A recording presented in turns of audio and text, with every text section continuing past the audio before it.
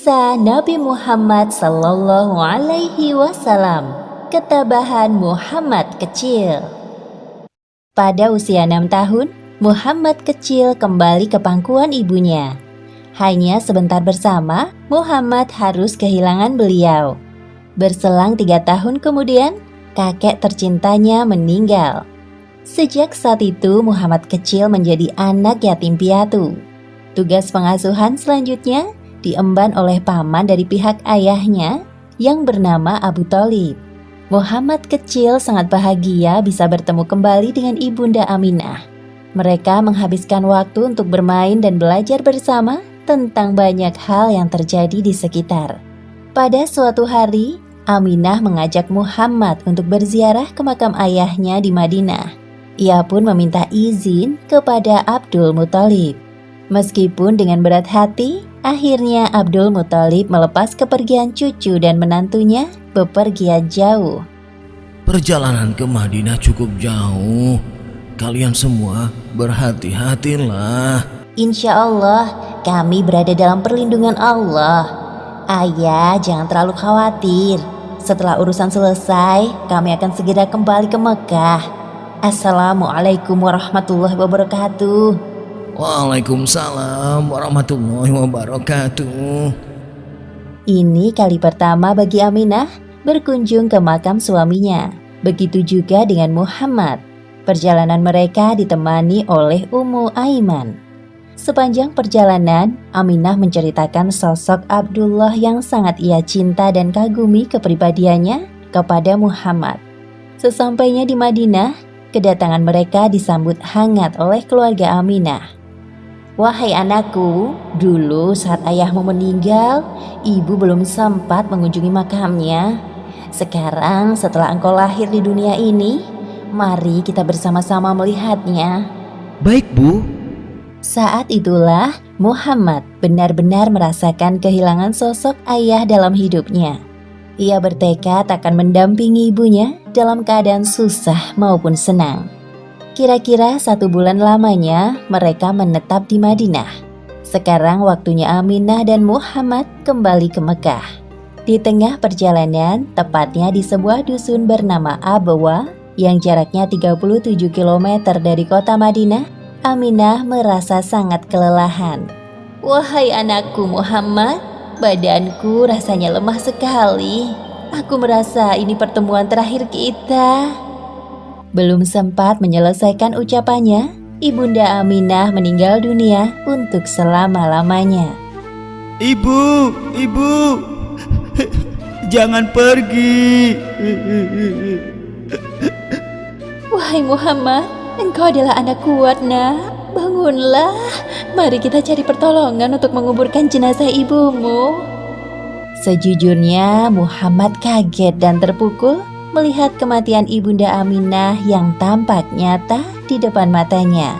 Semuanya terasa sangat cepat terjadi. Namun hidup harus terus berjalan. Muhammad menguatkan hatinya.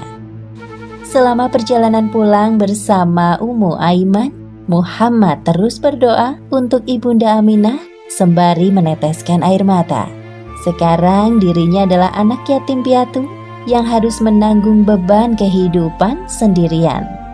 Abdul Muthalib langsung syok mendengar kabar kematian Aminah. Seketika itu beliau mencium Muhammad. Wahai cucuku tersayang, hapuslah air mata di wajahmu. Jika ibumu melihatmu bersedih, pasti beliau akan sedih juga. Tenanglah, sekarang kakek yang akan menjagamu. Terima kasih, Kek. Abdul Muthalib merasa bahwa cucunya ini akan menjadi orang besar di kemudian hari. Beliau memperlakukan Muhammad dengan perlakuan yang istimewa. Hei nak, jangan duduk di tempat itu. Minggirlah, itu punya kakek. Maaf paman, aku tidak tahu jika hanya kakek yang boleh duduk di sini. Sudah, biarkan saja cucuku duduk di tempatku. Sesungguhnya kelak dia akan memiliki kedudukan yang lebih tinggi dariku. Pada saat itu, Abdul Muthalib adalah orang yang paling dihormati di kalangan penduduk Mekah, sampai dibuatkan hamparan khusus di bawah naungan Ka'bah. Selama kurang lebih 3 tahun lamanya, Muhammad diasuh oleh kakeknya. Muhammad kecil sangat menyayangi kakeknya, begitupun sebaliknya. Namun kebahagiaan Muhammad tidak berlangsung lama. Ketika Allah Subhanahu wa Ta'ala memanggil Abdul Muthalib untuk kembali di hadapannya. Wahai kakek, secepat itukah engkau pergi meninggalkanku? Sekarang aku benar-benar merasa kesepian. Tetapi Allah di kemudian hari memberikan nikmat kepada Muhammad untuk menghibur kesedihannya.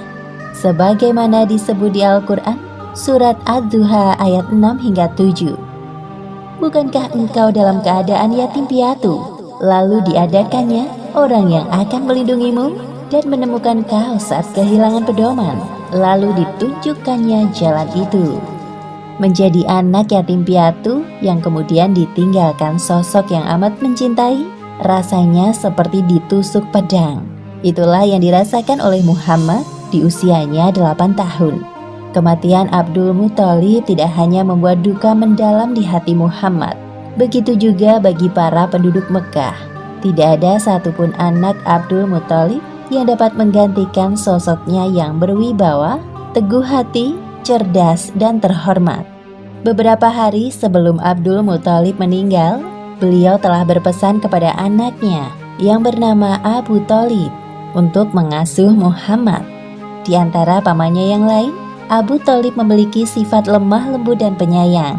Abdul Muthalib ingin Muhammad tumbuh dalam pengasuhan yang tepat. Wahai keponakanku tersayang, sebelum ayah meninggal, beliau sempat berpesan kepadaku agar mengasuh dan merawatmu sampai dewasa. Meskipun aku bukan orang kaya, namun pamanmu ini akan bekerja keras untuk menghidupimu seperti anak-anakku yang lain. Terima kasih, wahai paman, engkau sungguh berhati besar. Akhirnya, Muhammad diasuh oleh Abu Thalib sampai masa dewasa. Muhammad adalah anak yang tahu diri. Melihat beban berat yang dipikul pamannya, ia tidak tinggal diam. Bermodalkan tubuh yang dimilikinya, Muhammad ikut bekerja seperti anak-anak lain tanpa paksaan. Ikhlas membantu keluarga Abu Thalib. Demikianlah akhir kisah ketabahan Muhammad kecil. Hikmah yang dapat kita ambil dari kisah ini: pertama, perlakukan keluarga kita dengan sebaik-baiknya sebelum ajal menjemput dan memisahkan. Kedua, jangan pernah lupa mendoakan orang tua kita yang telah meninggal, karena doa anak soleh yang akan mengantarkan pahala dan pengampunan bagi mereka. Wallahu a'lam bishawab.